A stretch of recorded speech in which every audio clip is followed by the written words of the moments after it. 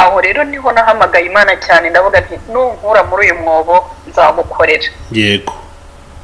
Kuko natungwaga n'ikijumba kimwe kandi inka zikandyama hejuru ubundi zikagenda. Mu by'ukuri ukwezi n'igicuri mu mwobo, petit bezwe uyikorera mu mwobo ntago ibyoroshye bikorera mu mwobo. Naharwariyemo inda ndishimagura mbese ntago nari ngifite wa. Nibuka ko nigeze guha umusazi Ikanzu kandi ndi imfubyi. Ndavuga ati Mana wibuke ko nari imfubyi ariko nabona umusazi wambaye ubusa nkigomwa ya Kanzu yanjye nkayimuha. Unyibuke unkure muri uyu mwobo nzagukorera mbabarira nzagukorera. Yesu we. Iyo nkorera Imana rero mba numva ari umuhigo ndimo guhigura nahize icyo gihe kuko kugira ngo mvemo nyina w'umugabo wari wampishe yaje gucurukoma mu rutoki, noneho mwumvise nzamura igiti mu mwobo nahumekeragamo, nazamuraga amazuru ngahumekeramo.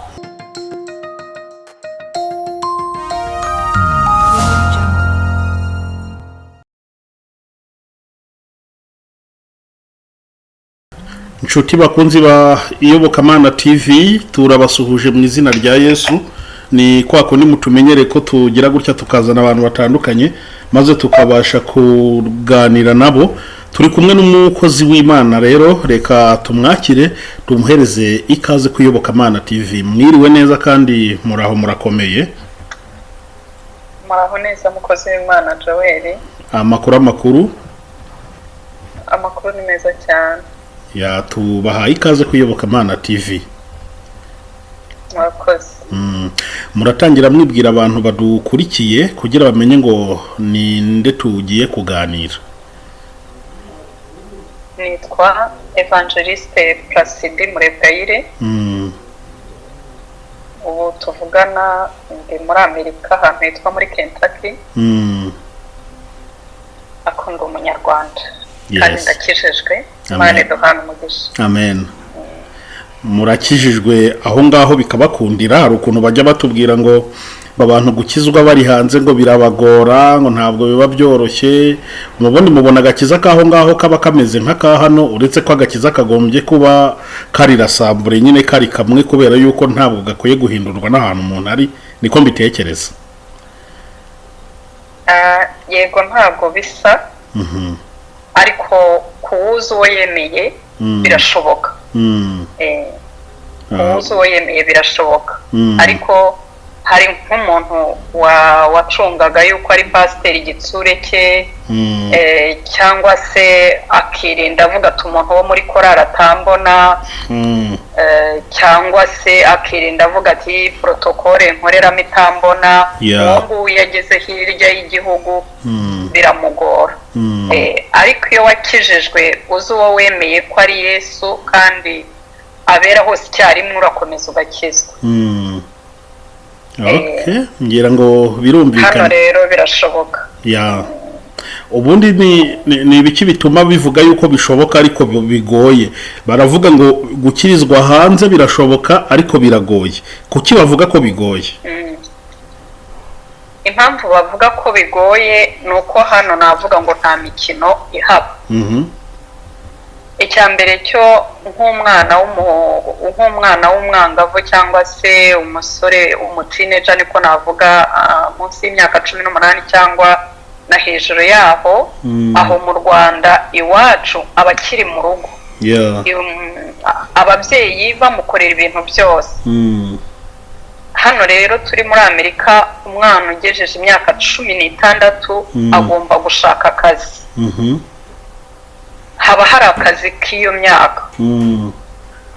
Kandi muri make umwana ugejeje iyo myaka 16 kuzamura atangira kugira irari ry'ibintu byinshi.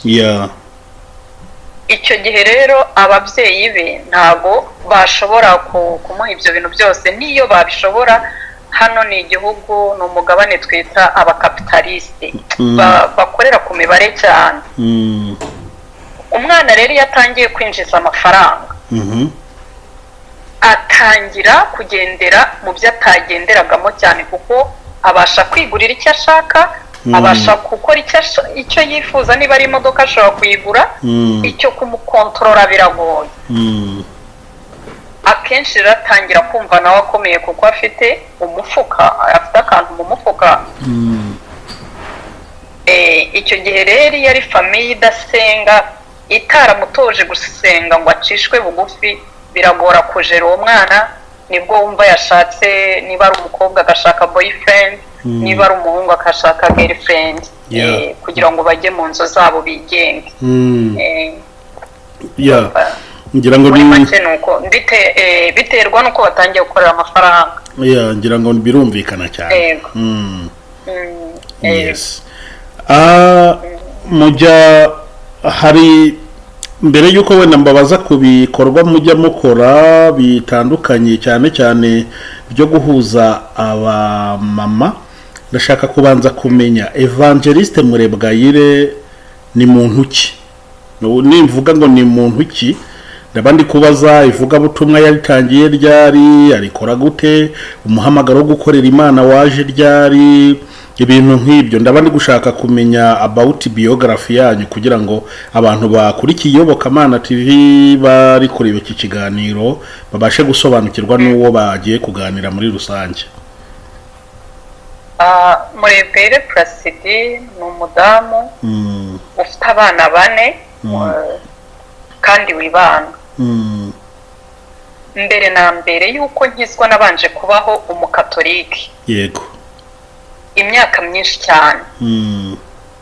Noneho jenoside ibaye bitewe n'ahantu nanyuze, bituma nkizwa nta n'umuntu umbwirije.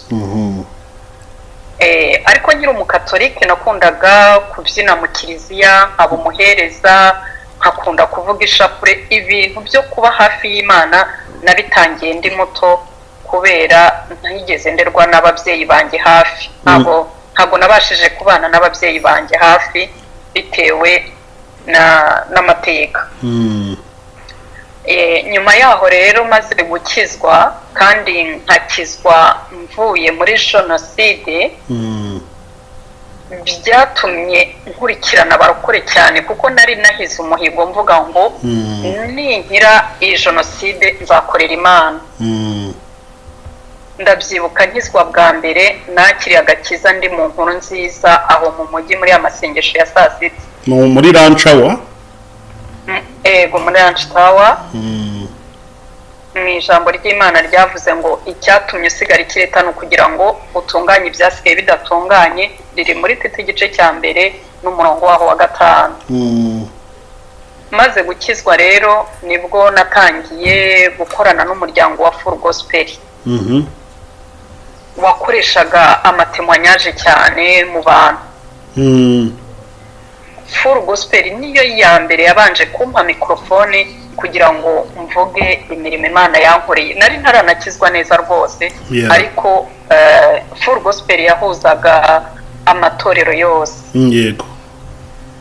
Ntangira rero gutyo, nabo batangira bampa ijambo ry'Imana, noneho abanyamurenge batangira badusura mu rugo, noneho nakira agakiza ndakizwa, ntangira noneho gukorera Imana ndi n'umukristo wabatijwe mu mazi menshi. Nyuma yaho nkomeza urugendo rwo muri Nazarene, niho nakoze umurimo w'Imana nyobora abadamu. Nazarene iri Kicukiro. Eglise Nazarene. Nyuma yaho naje gukorera umurimo w'Imana mu itorero Bethesda Holy Church kwa Rugamba Ruberi. Yego. Naho nakoze umurimo w'Imana w'ubwa Evangeliste, mvuga ijambo ry'Imana, nyobora amateraniro, nkora n'umurimo munini cyane wa protocol. Noneho aho mpavirengera hano muri Amerika naho nakomeje gukorera Imana, ntabwo nigeze nicara. Yego.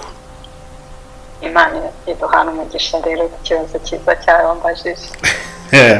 Yes. Mama, baravuga ngo iyo Imana ishaka kuzagukoresha ibintu bikomeye, irabanza ikakunyuza mu bikomeye ikagukomeza kugira ngo uzabone uko ukomeza abandi. uri umuvugabutumwa ukora ibintu bigiye bitandukanye, ugira ama initiative atandukanye mu murimo w'Imana, ariko wenda ku bantu bari kumva kino, bari kureba iki kiganiro, Murebwayire birumvikana wagiye uvugamo nyuma ya jenoside yakorewe abatutsi mu mwaka w'igihumbi 1994 yagusigiye ubuhamya nyine, birumvikana. Ariko noneho ni ibiki bikomeye nka bikeya wenda muri makeya Murebwayire yanyuze magira nk'ubuhamya yasanye mu minota wenda nk'itanu mbere yuko tujya mu bikorwa mukora, akavuga ati ngewe Imana yarankomeje, yabanje kunyuza mu bikomeye irankomeza ngo mbone uko nzakomeza abandi, ku buryo wenda n'undi muntu umeze nkawe ushobora kuba yenda guhuza inzira n'izo wanyuzemo ashobora kureba ikiganiro nk'iki agakomera, akabona buryo ko kuba umuntu ariho, kuba yararokotse jenoside burya ari turufu nziza umuntu ashobora gukoresha ikamwinjiza mu murimo w'Imana aho kugira ngo aheranwe n'agahinda. Yego, urakoze cyane rero Joel. Ubuhamya bwanjye navuga ko bumaze kugira ibice bitatu, ariko umbajije ku cya jenoside. Ako mbere yuko jenoside iba, yego, kuva nibona ndi umwana nibonye ntagira mama na data. Pole sana. Kubera amateka yabayeho, bagahungira mu gihugu cy'Ubugande, hanyuma tuza kuvukira Uganda. Papa yitabye Imana, ba nyogokuru nibo baje kudukura Uganda batugarura mu Rwanda kugira ngo baturere, kuko bavugaga ko mama atadushobora. Icyo gihe bantandukanya na mama rero nari mfite imyaka 2. Mu myaka 8 nyogokuru yari yitabye Imana. Ntangira kurerwa kandi n'abatanzi. Rero urwo n'urugendo rwatumaga buri gihe jewe aho ngaho ndabwira nk'abantu b'imfubyi, ntabwo nihebaga ngo numve ko ngomba kwifata uko nshaka kuko nta babyeyi bahari, ahubwo numvaga ari jye uzi Imana jyenyine, kuko numvaga ariyo papa wanjye. Yes. Icyo cyiciro rero narakirenze mu bwangavu bwanjye, kurinda mba mukuru ntago nigeze mva mu nzu y'Imana. Nabaga mu nzu y'Imana ndi imfubyi, ndinda nyivamo, ndinda nkura numva ntarajya kure y'Imana, mpora numva nkeneye kubona Imana mu buzima bwanjye. Ndibuka icyo gihe ko higeze kuba hibonekerwa ry'ikibeho, noneho nkavuga ishapure nyinshi ngo kugira ngo nzabonekerwe. Ariko ntago byakunze yuko umunyuko mbonekerwa.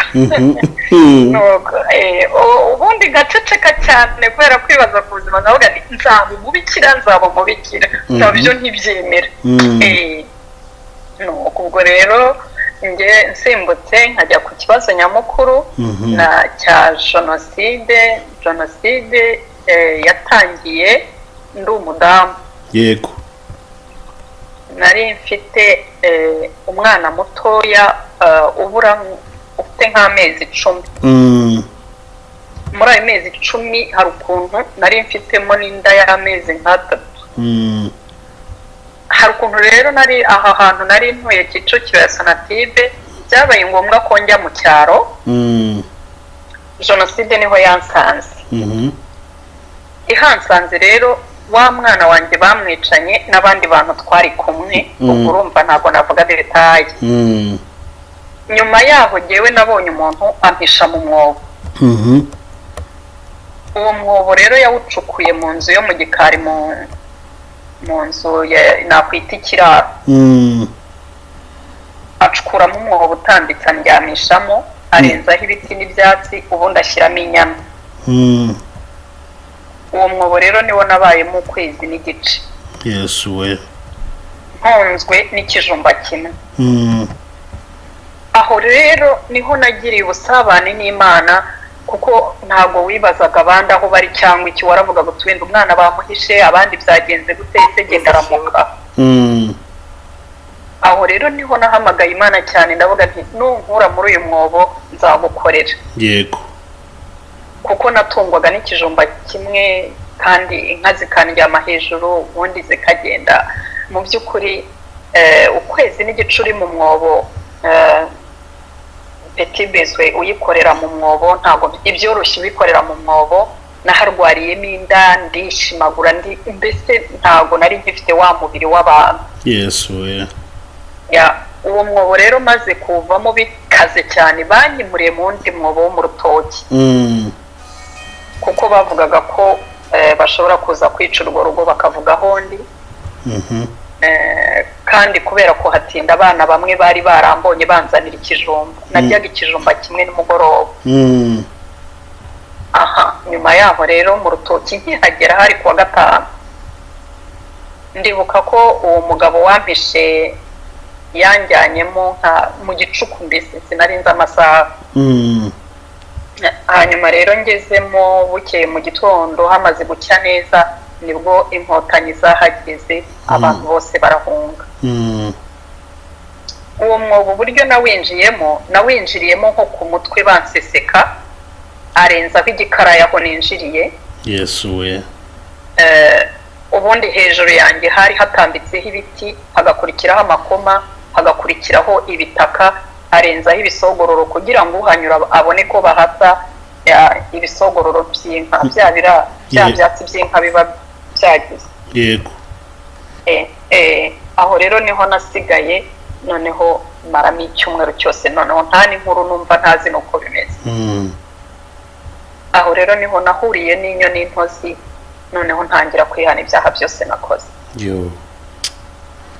ndihana, ariko nibutsa n'Imana ikintu cyiza naba narakoze. nibuka ko nigeze guha umusazi ikanzu kandi ndi imfubyi. ndavuga ati Mana, wibuke ko nari imfubyi, ariko nabona umusazi wambaye ubusa nkigomwa ya kanzu yanjye nkayimuha.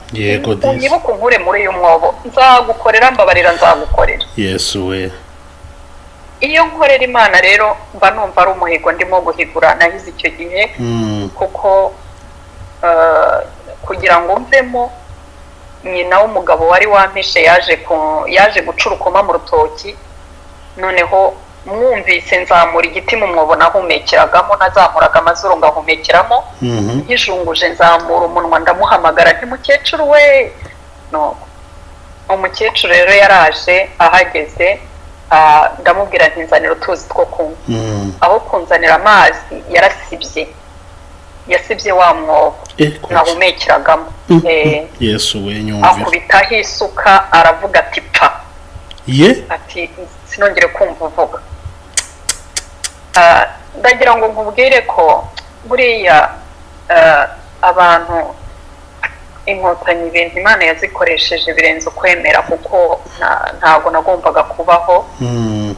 ariko icyo gihe muri urwo rugo hari umwana nanone, kuko na mbere hose rega nari mfite umutima wo gufasha. hari umwana wo muri urwo rugo nari naragiriye neza, ndacumbikira. we yahunganye n'abandi aragaruka, aravuga ati ariko hari umuntu twahishe nubwo ntazi irengero rye. agaruka mu rugo avuga ati ibyo ari byo byose reka njye gushakisha ndamubona. yego uwo mwana wo muri urwo rugo rwari rwaguhisha? yego. kandi nyirakuru niwe wari umaze nanone kunkubita isuka ngo nimve. yego disi. uwo mwana rero yahuye na nyirakuru avuye ku nsiba. hanyuma aramubaza tuvuye ko nta muntu nkinga. nyirakuru nibwo yamuyoboye ku mwobo, araza arwana na bya bisogororo kubikuraho, mbona nkuyemo. noneho mpimbaza Imana, mpitamo wa mukecuru imbabazi, gutyo turiyunga birarangira. shima Imana ko inyongera igihe cyo kubaho. murakoze Mana we, witeka ahabwa icyubahiro. nuko rero iyo mukorera Imana rero mwitanga mu murimo w'Imana, mwumva muba murimo guhigura umuhigo mwahigiye muri uwo mwobo mwamazemo ukwezi? mba numva ngowe neza rwose, ndimo guhigura umuhigo wanjye.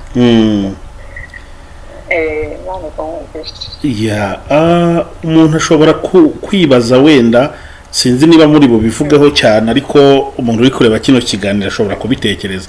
ese muri iyo jenoside yakorewe abatutsi mu mwaka w'1994 niho mwaburiye umutware wanyu? mwavuze ko yabaye mwaramaze gushaka. ntabwo umutware wanjye yabuze.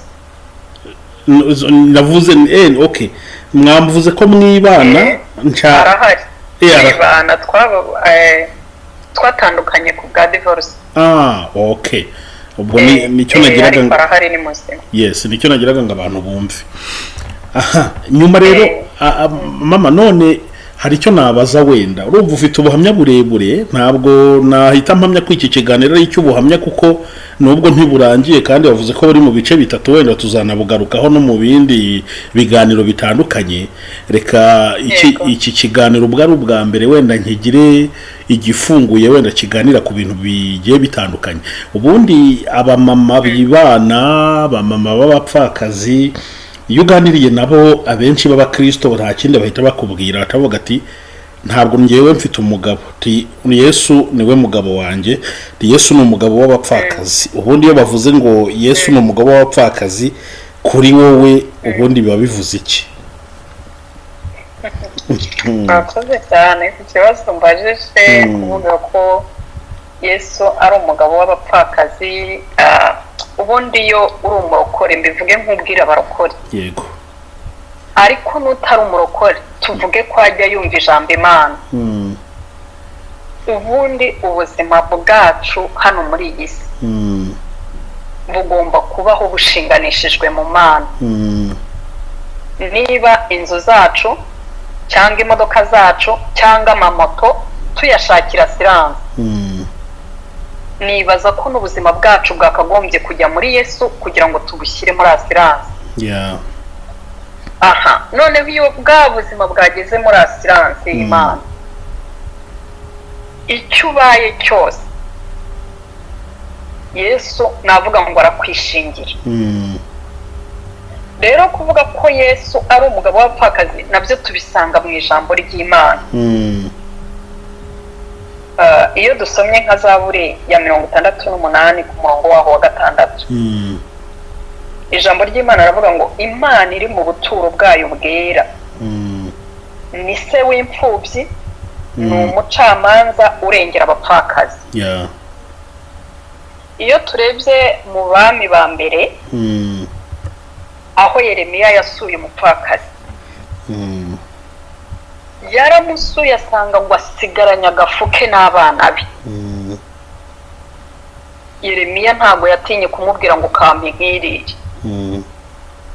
Ndetse bivuze ko abapfakazi nubwo yaba ari umupfakazi cyangwa ari umumama wibana, bitabujije ko yafasha n'abandi. Yego.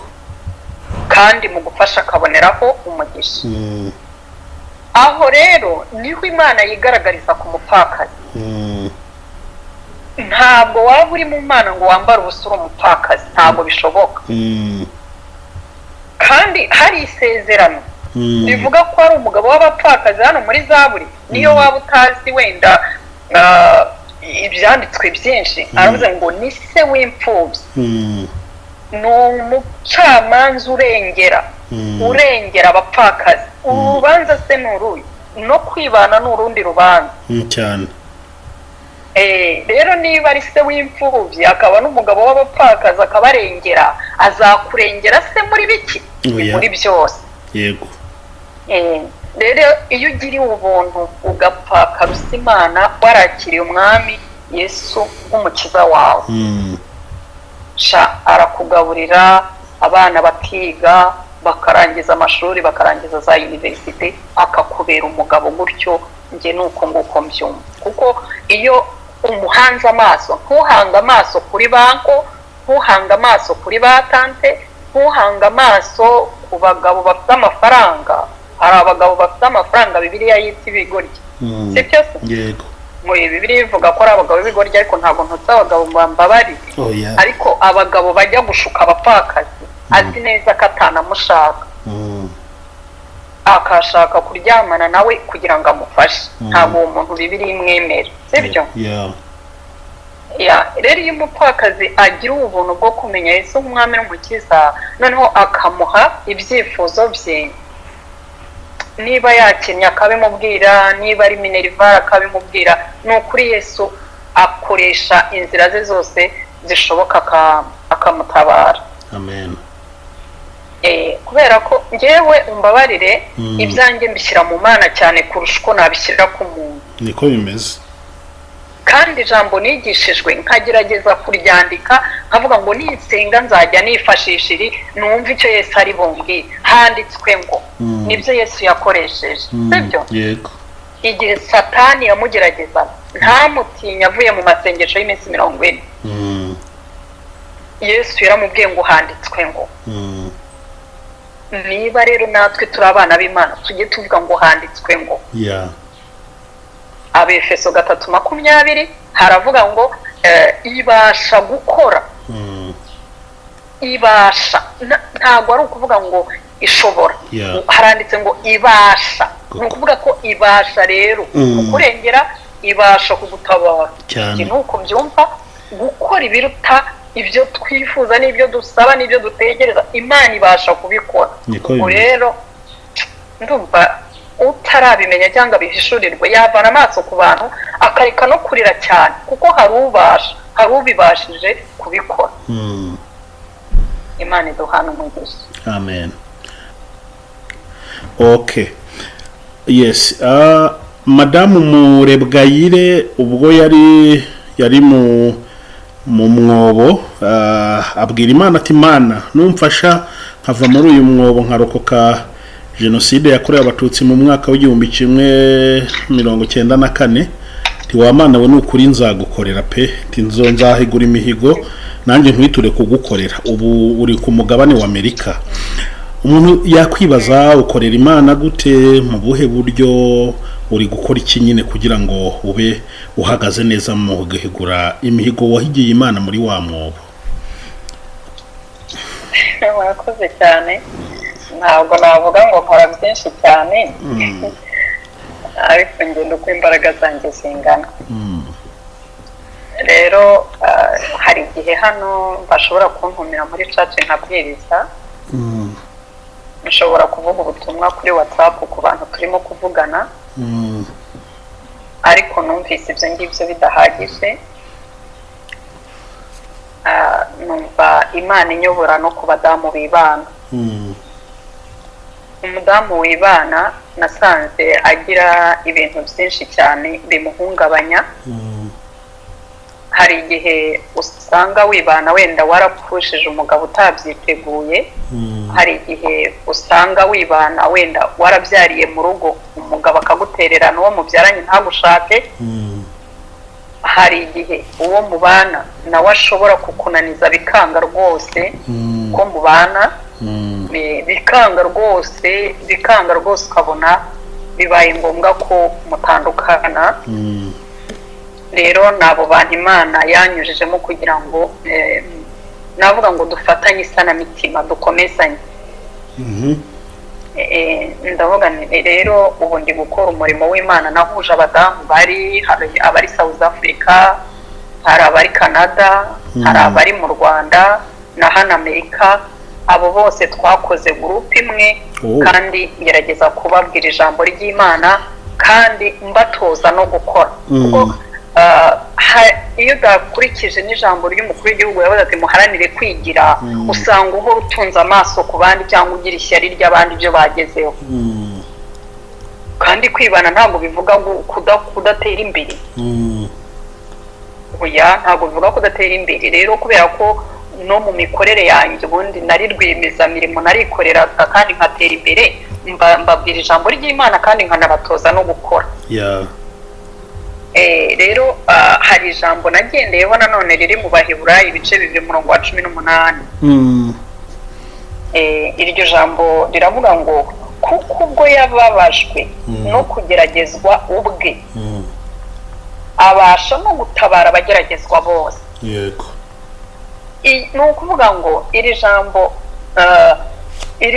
riravuga ko niba Imana yarageragejwe yarizi ko natwe tuzagerageza, ariko ngo abasha no gutabara abageragezwa bose.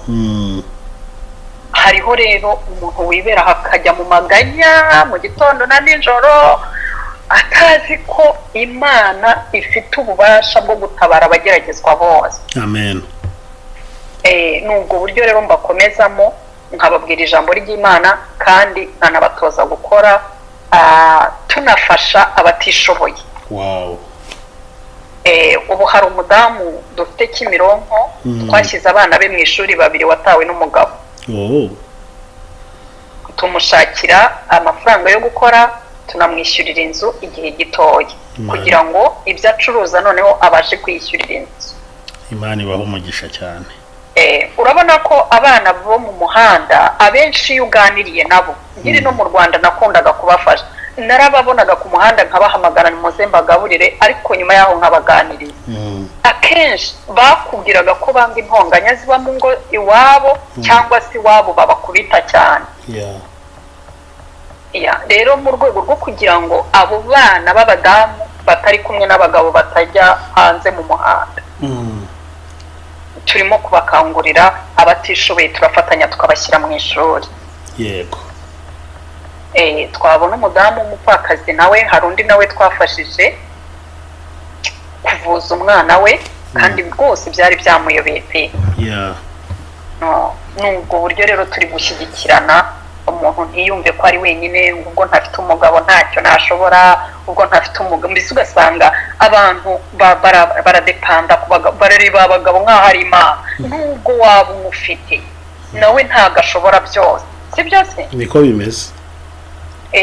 Rero nubwo buryo Imana inkoreshamo ni ukubwira abantu kugira Imana nk'aho ari byose, kuko niyo ibasha gukora byose, gutabara abageragezwa bose, sibyo? Yego. Umugabo yaba umushomeri muri kumwe, umugabo yabona akazi muri kumwe, ariko ntabashe gukora byose. Rero abadamu bibana ntabwo bamugaye, ntibakore kandi basenge. Abakoze cyane. Ubwo iyo gurupe igizwe n'abantu bangahe wenda bamaze gukusanya gutyo muri iyo collaboration y'iyo gurupe? Ubu tuvugana ndumva turi abantu 28. Kubera ko urebye nta nubwo Yesu yazanywe n'abarwayi cyangwa se n'abafite imvune mu mitima, ariko tubanza no kureba ubuhamya bw'umuntu, tukabanza kumva ubuhamya bwe, tukamwigisha kugira ngo ataza gukomeretsa abandi cyangwa se kugira uko yabagenza. Tubaza kumwigishiriza hanze, tukazamuzana hari ukuntu tuvuga tuti nibura hari intambwe wateye. Rero ubu turi abantu 28, ariko bitavuze ko hari n'abandi barimo kubidusaba turimo kwigaho. Ni byiza cyane. Mwakoze cyane. Madamu Evangeliste Murebwayire, mbere yuko wenda turi buze kugana ku musozo w'iki kiganiro turi kugirana, ubundi mu bisanzwe afashwa n'irihe jambo ry'Imana cyane kurusha? Ni muri Bibiliya hari imirongo myinshi, ariko hari umurongo umuntu avuga ati uyu nguyu wo ati ni nk'ibiryo byanjye iyo mutekereje. Ni ijambo riri mu Bafilipi ibice 4:6. Umuntu aryandike ku nkingi y'umutima we. Uzabasha kumva iki kiganiro uwo ari we wese. Erega burya abantu bafite ibibazo ntabwo ari abadamu bibana gusa. Ntabwo ari bo gusa. Hari n'abandi bantu bafite ibibazo bitandukanye. Ariko iri jambo ryanditswe mu Bafilipi ibice 4:6 baravuga ngo ntimukagire icyo mwiganyira, ahubwo ibyo mushaka byose bimenywe n'Imana, mubisabiye mubyingingiye mushima. Noneho rero umurongo wa 4 ukavuga ngo nuko amahoro y'Imana ahebuje rwose ayo umuntu yamenya azarindira imitima yanyu n'ibyo mwibwira muri Kristo Yesu. Amen. Ntimukagire icyo mwiganyira nicyo mvuga. Ni ijambo rero rihimbamo cyane, ariko ijambo ry'Imana ridufasha ni byinshi. Ntabwo wavuga ngo ni ryonyine. Na Zaburi ya 24 iramfasha. Mbese ni ijambo ry'Imana riba ridufasha, riba ari ryinshi cyane. Bari byinshi birumvikana. Ariko iryo ndangirijeho ni Zaburi ya 24 ivuga ngo isi n'ibiyuzuye n'iby'Uwiteka, isi n'abayibamo. Ndumva ryo narangirizaho. Yes.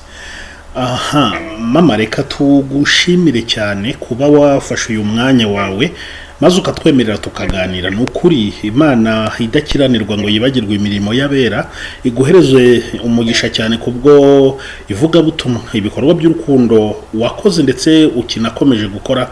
Ndanakubwiza ukuri yuko nutagwa isari utazabura kubona umusaruro wo gukorera Imana. Nanjye ndabashimiye Iyobokamana TV, Imana yo mu ijuru ibahe umugisha kandi bakomeze mu mirimo mukora buri munsi.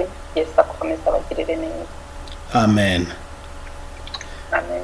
Iki kiganiro twagisozanya n'isengesho. Mwadusengera kugira ngo ubu butumwa mutanze bugende bugire abo buhindura ndetse nabo busubizamo imbaraga imfubyi, abapfakazi n'abandi bantu bari mu bibazo bigiye bitandukanye. Yego, twasenga Imana. Uwiteka Mana nziza, Mana ishobora byose, mu izina rya Yesu Kristo w'i Nazareti ndagushimye kubw'uyu mwanya, ndagushimye kubw'umukozi w'Imana Joel uyoboye iyi Iyobokamana TV, wamushyizeho kugira ngo ubutumwa bwiza bugere hose nk'uko ijambo ryawe ribivuga. Ndagushimye rero kubw'umwanya mwiza tugiranye, ariko nkwereka imfubyi n'abapfakazi, nkwereka abibana, nkwereka abadafite amahoro mu ngo, kuko niwe ubasha kubaka kandi niwe ubasha kudushyiraho urufatiro rukomeye. Ndagushimiye Mwami kuko watwiyeretse ukavuga ngo byose birarangiye, ariko ukongeraho ukavuga ngo abarushye n'amaremerewe mwese nimuze ndabatabara. Rero ndagushimye Mwami kuko witanze ku musaraba, ukava tukavuka, ukababara tukababarirwa, kugira ngo tubashe kwakira ineza yawe n'urukundo rwawe. Ndagushimiye rero, komeza ubane natwe twese, icyubahiro kibi cyawe n'iteka ryose mu izina rya Yesu Kristo w'i Nazareti. Amen. Amen. Amen.